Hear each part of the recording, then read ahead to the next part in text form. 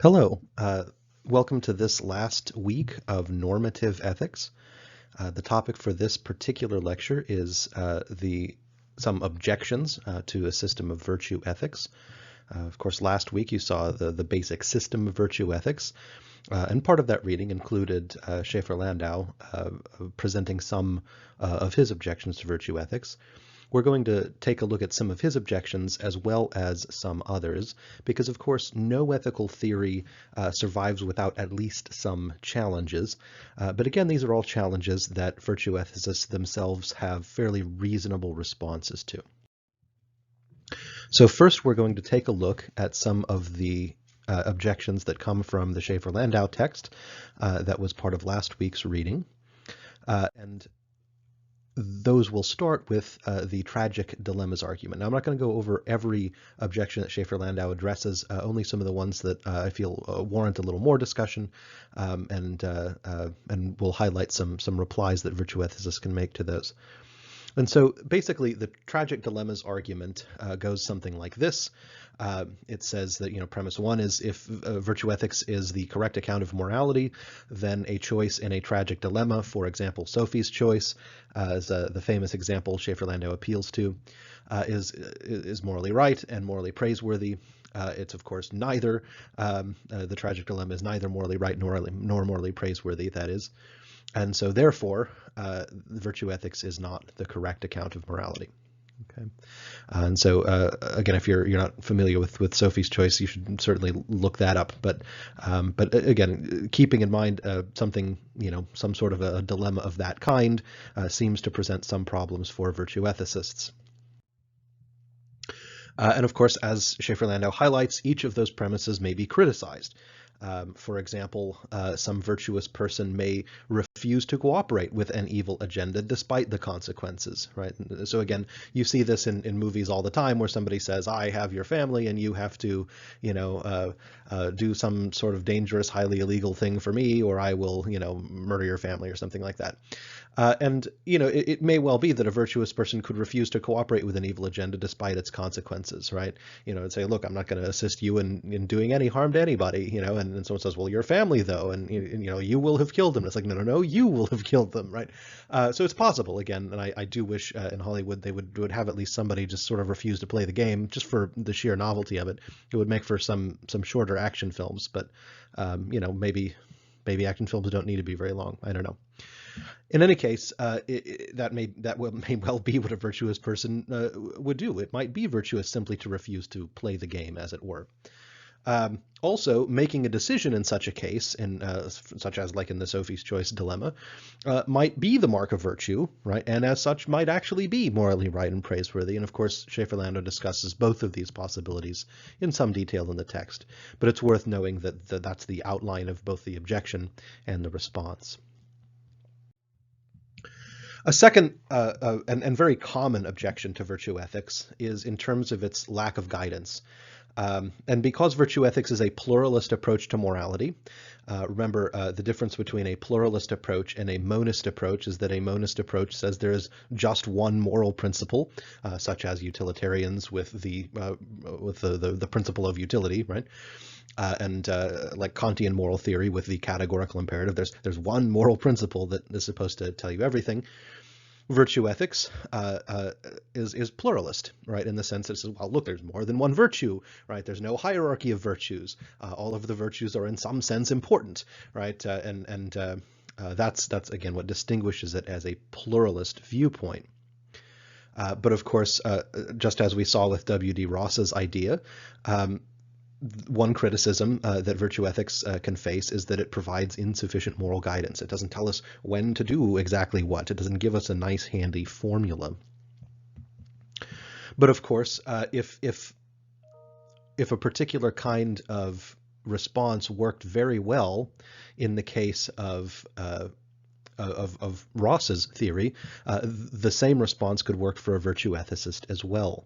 So if you'll recall, one of the ways that Ross answered this challenge, saying that his moral theory didn't provide enough moral guidance, it says, look, if you take it all the way back, okay, If you take your thinking about some particular decision that you have to make, if you take it all the way back to, gosh, which moral theory am I going to make use of? Notice there's no formula for deciding which moral theory is the best theory, right? And so once you have decided, say, for example, if you do decide that utilitarianism is the best moral theory, then you have a formula. Then you have to determine, what the consequences of your various options are, and you aim at the one that is, provides the best overall consequences, right? If you decide that Kant's theory is the best moral theory that there is, well, then you have a nice formula. You follow the categorical imperative. Of course, but before that, just in deciding which moral theory to use at all, you don't have a formula. And so in that sense, the pluralist is in the same position that we're always in, right? Of having to really just do the best we can, try and consider everything, try and consider all of the pros and cons of the various moral stances that we take, and be very conscientious about trying to figure out what might be a mistake, which of those views might actually be the best one. And so virtue ethicists can say the same thing as Ross said, that virtue ethics, that at the level of selecting a moral theory to begin with, we also have no definite moral formula. And so in some sense, the idea that utilitarianism or Kantianism or some other monist theory is superior in that way might be something of an illusion. Schaefer-Landau also brings up what you could call the contradiction problem, right? This is a dilemma of, what happens when two virtuous people behave differently in some situation? Doesn't that mean that the same act would be then both virtuous and not virtuous at the same time? Okay, so that would be a problem, or say, again, a fancy word for a theory that generates a contradiction is a false theory, right? But this is one of those places where I'm a little, I don't know what the right word is. I think Schaefer-Landau has perhaps not described virtue ethics in its best light. And one thing that Schaefer-Landau does that I think he shouldn't have done is describe virtue ethics as saying that what makes something right or wrong is that the virtuous person would do it, right? And that is an attempt to make virtue ethics about actions, right? It's about what to do. And virtue ethics has never really been about actions primarily. It's been about the character traits, right, that will inform and guide actions. So it's very much a question of how to be rather than what to do. And so the idea is that what's important is not so much what a virtuous person does, it is about what makes a person virtuous, right? That is, what kinds of character traits really are the virtues, right? And how do they work? And so in that sense, this objection really only gets off the ground if we define virtuous, if we define moral as whatever the virtuous person does, instead of simply defining moral as a way to be instead of a thing to do. Right, and so we don't see contradictions among ways to be, right? If something's a virtue, it's a virtue for everybody. If something is a vice, it's a vice for everybody. And so we don't see, well, this person has this virtue and this person does not have this virtue, so they must be equally virtuous. That doesn't make any sense. So again, we don't see a contradiction problem if we think about morality as a way to be, but we only think of it if we define virtue ethics as telling us about what to do. So it's a fairly subtle distinction to draw there, but it is the correct way to take it in my view anyway, to look at virtue ethics. And so this will play into what Schaefer-Landau thinks is the biggest objection, right, to virtue ethics, is what he refers to as his priority problem. And you'll see him here sort of redeploying something like the Euthyphro dilemma on virtue ethics, right? So the idea is that either acts are moral because the virtuous person does them, and if that's the case, then it'd simply be arbitrary, or else they are moral because for some other reason, and thus morality would be independent of virtue. And so, again, this is an artifact of thinking about virtue ethics as telling us what to do, or defining virtue ethics as the right thing to do is whatever the virtuous person would do. Right, and instead of saying the way to be moral is to be virtuous, right, is to have the virtues as part of your character. And so again, this objection only works if we try and make virtue ethics about actions rather than about the character itself.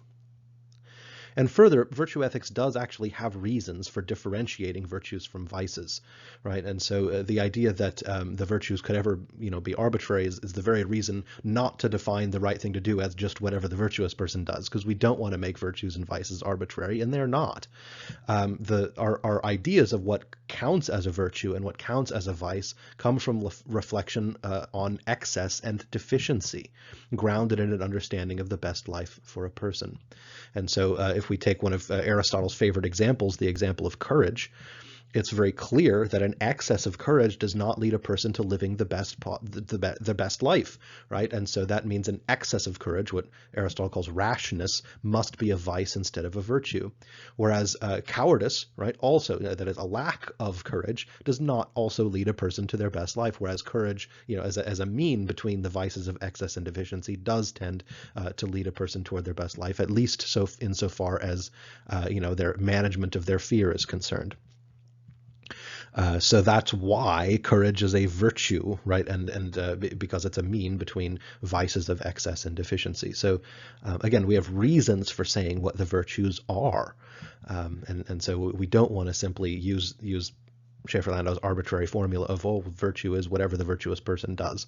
And so again, that's my one quibble. I think that's the right word for it. It's a quibble I have with Schaefer-Landau's description of virtue ethics. Okay, so that'll do for Schaefer-Landau's objections. I wanted to consider also some objections from other sources. This here is an objection from Philippa Foot and also one of her responses to it. This is not in any of the assigned reading, but it's easy enough to explain that I've just gone ahead and described it here. And so this objection is a very interesting and fun one, and it concerns virtuous villains. Right. So, for example, Hitler, the leader of Germany during the Second World War and before, he was certainly a self-disciplined and very determined person, but of course did not aim those otherwise virtuous qualities well, right, to say the least. Ordinarily, we regard something like self-discipline as quite a virtue, sort of determination as a virtue, right? But again, in this case, the consequences were not so good. If you want to go into the realm of fiction, you get, sort of the supervillain Lex Luthor, certainly very courageous and very clever. And again, these are virtues. But the idea is, should we count those as virtues in his case, given that he's using them to try and, do all kinds of things that will harm all sorts of people for his own personal gain? Usually, if you think of like the Superman movies, it's always a real estate scheme of one kind or another. But yeah, that's the idea. Should the courageousness and the cleverness in this case actually count as virtues, given that the person is actually trying to use them to do harm instead of good, right? And so the way this objection goes then is it seems like that unless we account for the acts and their consequences, then we can't really make a distinction between virtues and vices, right? So it seems like, so Hitler's determination or Luther's courage seem like they act like vices because they bring about bad things. And again, it seems like virtue ethics maybe doesn't have a great way to account for that. And so the idea is that, in villains, right, do we count these things still as virtues, despite the consequences that they bring out? So it's a really interesting objection. Foot herself answers it in a fairly interesting way. The response is sort of twofold. Okay, first is to remember that virtue ethics is holistic. Okay, and so certainly the kinds of the virtues we talked about on the last slide are overcome by various kinds of vices of excess, such as megalomania and avarice, and all sorts of vices of deficiency, of empathy, for example, deficiency of fellow feeling for other folks, right? And so the idea is that even we can say very clearly that determination and courage really are virtues, and they even really are virtues in villains. It's just that what makes them villains is that those virtues are overshadowed by other kinds of vices, again, like greed and a sort of coldness toward other human beings, a lack of empathy, perhaps too much focus on oneself and one's own power or something like that. Okay, and so that's one answer, and it seems reasonable. Philippa Foot is famous for offering the additional response to this objection that she sort of brings up and discusses, that the virtues are corrective, right? And so an entry from the Stanford Encyclopedia of Philosophy summarizes Foot's account, and I couldn't have put it better myself, and so that's why I've simply not put it better myself and just quoted this one. They say, on Foot's account, there are three essential features of a virtue. First, a virtue is a disposition of the will. Second, it is beneficial either to others or to its possessor as well as to others. And third, it is corrective of some bad general human tendency. And so the idea is that courage is a kind of corrective, right? The appropriate mean, that is that you don't have too much or too little of it, is sort of corrective to vices like cowardice, or it's corrective to some of our more natural impulses that we then sort of train ourselves out of. And this is a very interesting objection, or rather an interesting reply to the objection from Philippa Foot. The idea of virtues as having to be in some sense corrective. So if you think of the default position, if you think of somebody who simply does whatever they want, whatever comes into their mind, I think that you're probably imagining somebody who's quite unvirtuous. Whereas a lot of times, in order to live with other people, in order to get along, in order to sort of succeed and thrive and live in a community with other people, and to really fulfill one's own to really develop right as a person, it seems like you have to correct some of your more natural impulses and drives and desires. And so that's a sense in which it might make sense to say that the virtues are corrective. So the last set of objections that I wanted to cover in this lecture come from the reading for this week, that is a reading from one of the most prominent Aristotelian scholars that's working today, and that's from the philosopher Martha Nussbaum. Nussbaum is along with Foot actually pictured in a previous lecture, so I won't do it again here, but Dr. Nussbaum is again one of the foremost Aristotelian scholars, especially in terms of Aristotle's ethics in the world, and so has come up with some of these some very, very challenging objections to virtue ethics, and also a fairly sophisticated response. So the paper that is assigned for this week's reading is a very difficult paper. It's a very long paper, but it's about normal for an academic philosophical paper.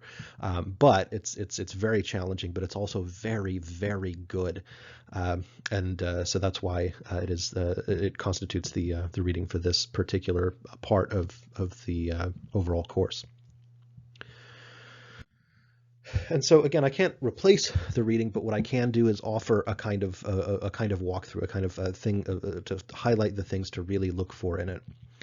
And so what Nussbaum is primarily going to be dealing with in this paper is something that we might call the relativist challenge. Okay, and the relativist challenge is going to go something like this. So because cultural relativism is a bad moral theory, right? Go back to the first unit of the course if you've forgotten why that is. If virtue ethics is just relativism in disguise, as the objection goes, then virtue ethics is a bad moral theory. Okay, so the challenge is going to go something like this: says, oh look, virtue ethics might look all great on the surface, but when you dive into it, it's really just cultural relativism, right? It's too culturally relative. It involves some sort of innate cultural relativism, and so that must mean it's just a bad moral theory. Notice the way we don't argue. We don't say, well, because virtue ethics looks pretty good, maybe cultural relativism isn't so bad after all. No, we know it's bad, and so if virtue ethics just is relativism, then virtue ethics is bad. Okay, so that's going to be the case. And so the question is virtue ethics just relativism in disguise, or isn't it? Right, because we're not going to be challenging the premise that cultural relativism is a bad moral theory. Right, we've already concluded that. We have some pretty good reasons for that. And so Nussbaum then is going to address three challenges, right, that accuse virtue ethics of simply being relativist. And those are described in most detail in section 4 of the paper. And so the first of those challenges is that there are lots of different conceptions of virtue that are not necessarily compatible with one another. Okay, and so just for some examples, you might look at all kinds of different ideals of virtue in lots of different settings, times, and places. So if you look at, these chivalric tales, that is, tales of, that were written in the Middle Ages of, King Arthur and his Knights of the Round Table, and, where, there are dragons and wizards and virgins and other mythical creatures. Okay, so that's the idea, right? As you get all these chivalric tales, and the sorts of things that are that are defined as virtues, right? The virtues are they're courtly virtues. They're sort of reflective of the very particular sort of medieval upper class, right? They're also in a lot of ways martial virtues, right? Virtues that people have who are expected to be fighting men. So bravery and prowess in combat and all that sort of stuff, right? I mean it's a very particular picture that's rather different than what sort of Aristotle describes here.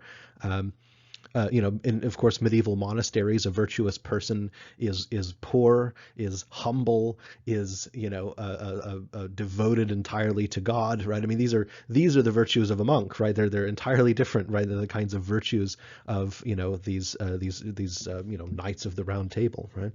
And of course, if you read something like the novels of Jane Austen, right, which are very much character driven, they're sort of comedies of manners, and so the idea is that the virtues, which again, as in these other contexts, are very different for men as they are for women. The kinds of things in terms like wit or cleverness or practicality, right? These are the kinds of virtues that really come to the fore, and not really the martial virtues of knights or the sort of virtues of the spirit of something of a medieval monastery. And of course, all of these things are very different than the list of virtues that Aristotle sets out, which seem to have their context in the world of ancient Greece.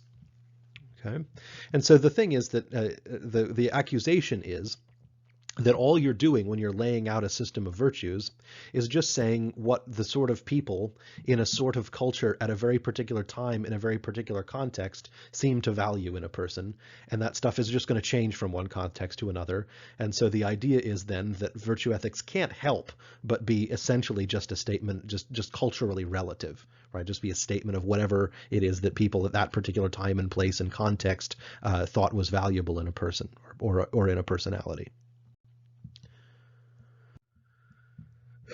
So before taking a look at any of the responses to these, because she is actually going to respond to them all more or less in one fell swoop, let's take a look at the second and third challenge as well.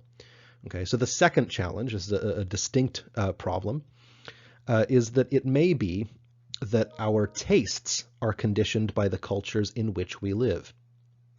All right, and so this certainly seems to be the case with things like art and music and even body image. The idea is if you grew up in a very different time, in a very different place, or both, that you would likely have a very different taste in something like art, something like music. So if you've ever heard, for example, music that's very much outside of your cultural tradition, you might sort of like it, but parts of it are going to sound very strange to you.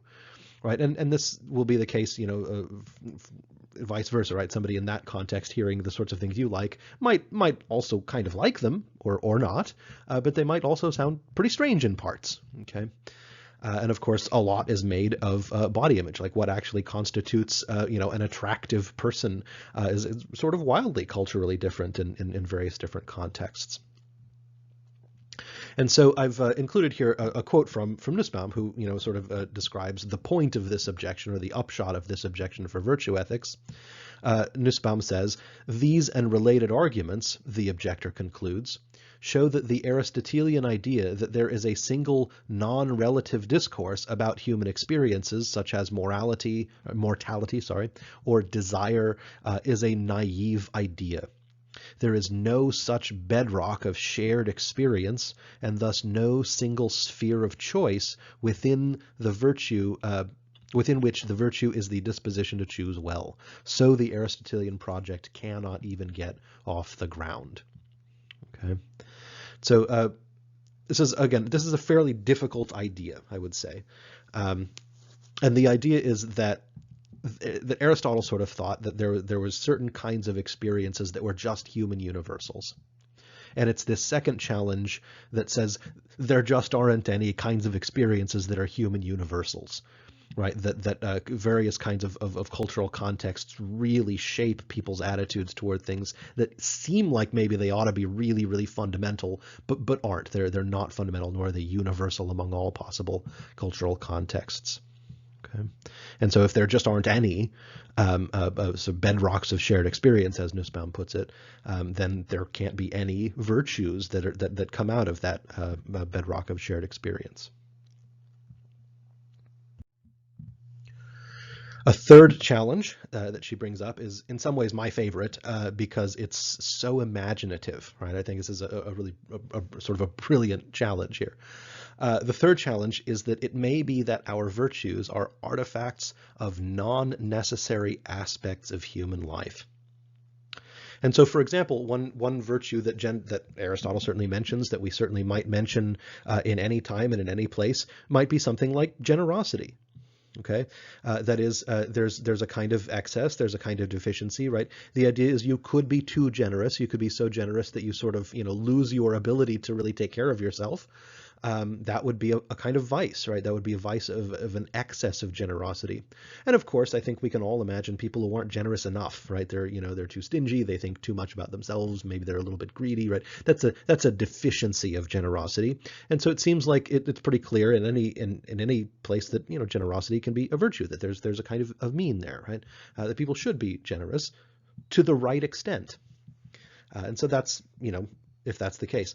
But now imagine that there are other possible, social there are other possible social organization methods that perhaps don't even have property as a concept. Now, of course, as far as we know, at least most human societies have had at least some notion of property. Of course, there have been disagreements as to what counts as property. Some groups of people have not regarded land as a thing that could be owned or not. Some people have thought of people, right, as something that could be owned or not, right? So there are disagreements about what may or may not count as property, but pretty much every society has had at least some notion of property. And again, maybe that's ultimately dysfunctional. Maybe that's something that, like things like, human slavery and other sorts of social institutions that were once very common, maybe that's something we could morally grow out of. Who knows? Okay. And so the thought experiment is, okay, imagine that perhaps the best social organization doesn't actually have anything like private property in it, or property at all, perhaps. Well, then what does generosity mean? Well, generosity only refers to a kind of context that's non-necessary, right?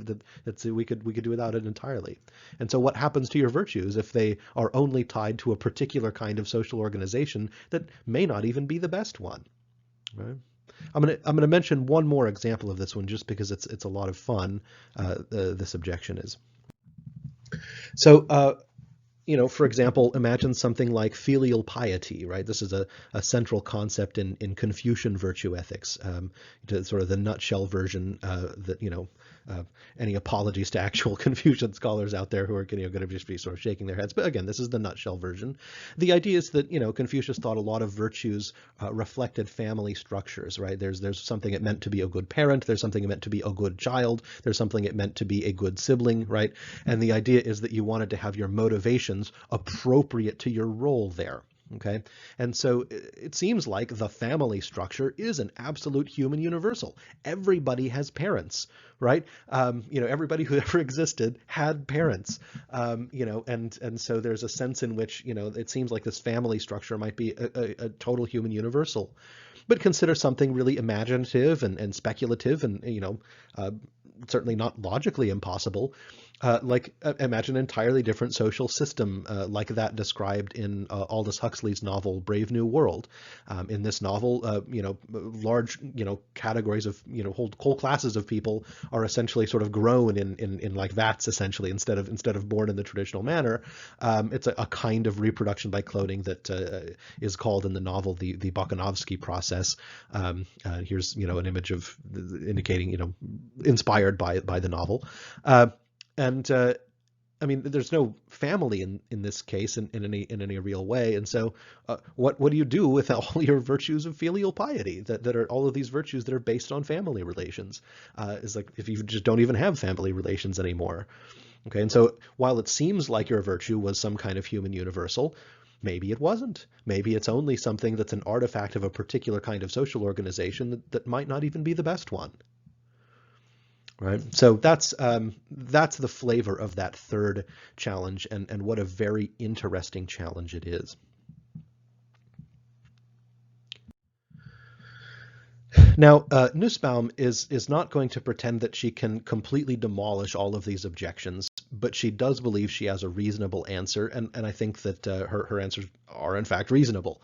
But she's going to start off by pointing out that Aristotle himself did intend to offer virtue ethics as an objective theory of ethics, right? That is, as a non-relative idea of ethics. And some of the evidence we have for that indicates the things that Aristotle himself said. For example, he advocated a single view of human well-being, right? That said in reality, some kinds of life are better than others, right? There's some kinds of activity that fulfill human function better than others, right? And of course, he criticized his own past society for, in some cases, being, as he put it, obviously stupid. And in fact, the monograph at the beginning of Nussbaum's paper is one of these things. So Aristotle says, look, once upon a time, all Greeks ran around armed with swords all the time, which he thought was sort of obviously stupid. He says, they used to buy and sell women like they were property. And again, he thought that was, an immoral custom. Not that his version of Greek society was super great to women, but they didn't regard them as property. So this is certainly the kind of thing that he points out. He really does intend for there to be a kind of real moral progress. He also criticized other societies for having mores which ignore facts about well-being and some important virtues. And so what Nussbaum wants us to do is wants us to focus on Aristotle's approach more than focusing on some of the specific conclusions that Aristotle comes to. It may well be that some of the virtues that Aristotle identifies really are simply culturally specific and maybe don't necessarily have a more objective grounding. That certainly may be true. But Nussbaum contends that if we follow Aristotle's approach, right, in a fresh case and do so very critically and very carefully, we may end up finding some things that are legitimately culturally independent virtues, right? And so the steps go this way. She says step one is to find some universal sphere of human experience, right? To really look around to say, is there something that really is inseparable from human existence? Right? There's some kind of experience, right? That is absolutely inseparable from human experience, no matter where you grew up, no matter when you grew up, and no matter who you are, right? And so that's the first thing, is look for something like that. Then two would be to identify the essential features of that sphere of experience, right? So what is it what is it like? What is necessary? What comes right along with that kind of human experience? Step three is to identify the kinds of adjectives that describe positive and negative attributes with respect to that sphere of experience. Utilize, right, the kinds of thinking that people have already done about the better way, about the best ways to live. And then finally, organize those features as describing a virtue, a vice of deficiency, or a vice of excess. Okay, and that's you can see that's clearly Aristotelian in the approach, but Nussbaum has sort of laid it out in a nice stepwise approach that's intended to sort of filter out any experiences that might simply be culturally specific, rather than a human universal that we can use to build a universal system of virtue ethics around. And so her reply to some of these challenges then that are as follows, right? So one thing she tries to do here is supply a set of truly universal spheres of human experience, and then suggests that Aristotle's approach, which was on the last slide, when we adapt it to those spheres of experience, is an effective and non-relative approach to virtue ethics, right? So virtue ethics does not have to necessarily be just relativism in disguise. And so she does want to mention that there might, again, there might be elements of Aristotle's view that really were culturally specific, but that virtue ethics, that it's patterned on Aristotle, does not necessarily have to be culturally specific. So what are these spheres of human experience, you might ask? Well, Nussbaum gives a try at specifying more or less the kind of thing that one would mean. I certainly don't think that Nussbaum thinks she's given a perfect or absolutely definitive list here, but I think she's given it a really good start, right? I think at least some of these, if not most of these kinds of things, really are, really do reflect some kind of really universal human experience. That is some experience that is not part of any cultural context, but that's part of just the kind of thing that human beings are. So one of these is mortality, right?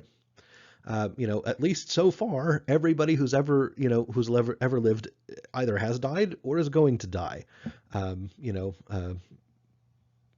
And that's that's just the way that is, and so it's a kind of universal experience. And not only does everybody die on a long enough time scale, we all know it too. Okay, and so certainly there are all kinds of cultural specifics about how we view death or how we deal with the knowledge of our own mortality, and that there's all sorts of things that are culturally flattered. But just the very fact of mortality is something that is a human universal. The body is a human universal, right? The human bodies are, we make a lot about the differences between human bodies, right? Differences in terms of height and weight and type and skin color and all sorts of shape and all sorts of things, right? There's all we think there's all kinds of different bodies, but actually if you think of it like a medical person, there's a lot less variety there, right?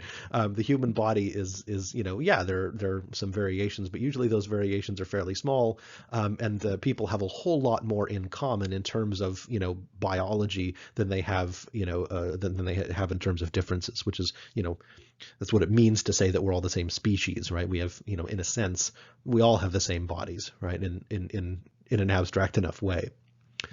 Things like pleasure and pain, these are more or less human universals. Cognitive capabilities, right? People have roughly the same cognitive capability that we've more or less always had, and again, that's a sort of human universal. What you do with that is of course wildly variable, but the raw capabilities of the human mind, about the same, right? They're whatever your brain's capable of, and again, there's a lot of biological reasons why our brains are capable of pretty similar things to each other. Something like practical reason.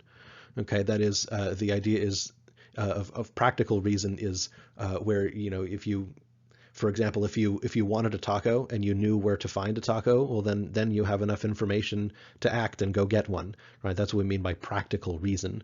If you really wanted a taco but didn't know where to get one, the next step would be figure out where to get one, right? That's the idea. And so practical reason is just using basic logic, right? And that seems to be a kind of human universal. The laws of logic are what they are.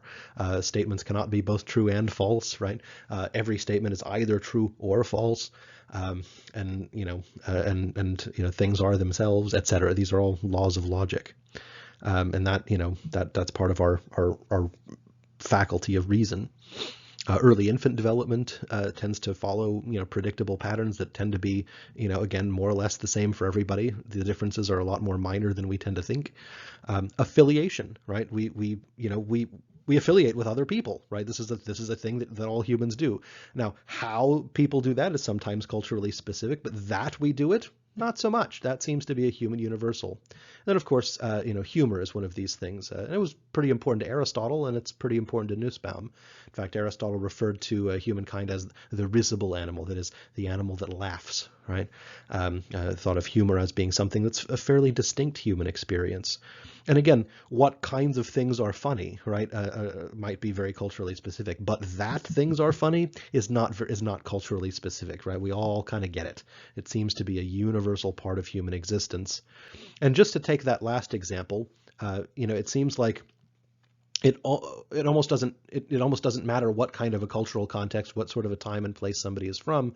It seems like the kinds of virtues and vices with respect to humor are entirely universal. So, for example, despite the fact that different cultural senses of humor have different sort of quirks and interesting little bits and pieces, it seems like some people, if they take things too seriously, can be described as humorless, as having a kind of vice of deficiency, right? If they just can't take a joke, they can't understand humor, they don't laugh at things, right? I mean, we think that's a kind of defect, no matter who you are, no matter what cultural context you're in.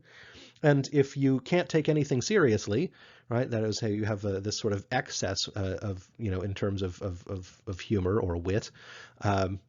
Then, again, that seems like it's going to be a vice, no matter what cultural context you're in, no matter what, about your particular culture's sense of humor is in operation, right? And so it seems like that we can really label a virtue with respect to humor, even in wildly variable cultural contexts. And so virtue ethics then can be something that does not have to be, and is not necessarily just cultural relativism in disguise.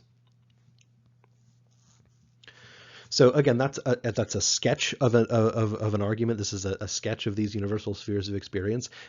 Some of these may not really be truly universal. Who knows?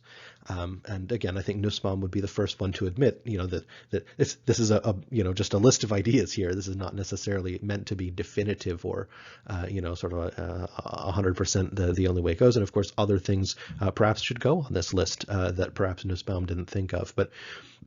All in all, I think she's done a reasonably good job here, has found some things that reflectively seem to be the kinds of human universal experiences that you might really build a set of virtue ethics around, right? If you just sort of take, okay, so with respect to pleasures and pains, right? What are the kinds of excesses and deficiencies that might make a person's life better or make a person's character worse, right? By having those kinds of vices of excess or deficiency, and then of course, what are the means, right, between those things that can really lead to the best life for a person.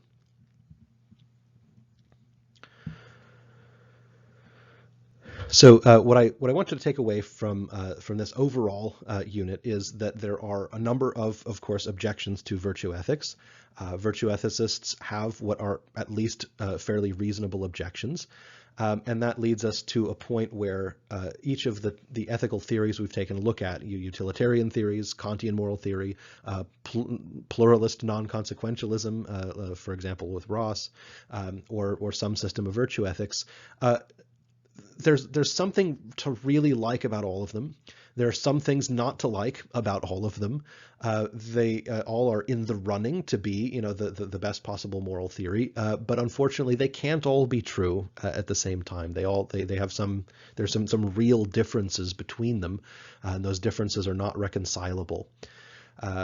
And so one of the things that we have to do is we have to be very, very conscientious and careful and try and think the best we can about what kind of moral ideas we're adopting, why we're adopting them, and always be conscious that we could be making a mistake, right? Always be aware of the kinds of objections to the sorts of moral thinking that you're employing, so that you don't get, walk yourself into a kind of moral blind spot.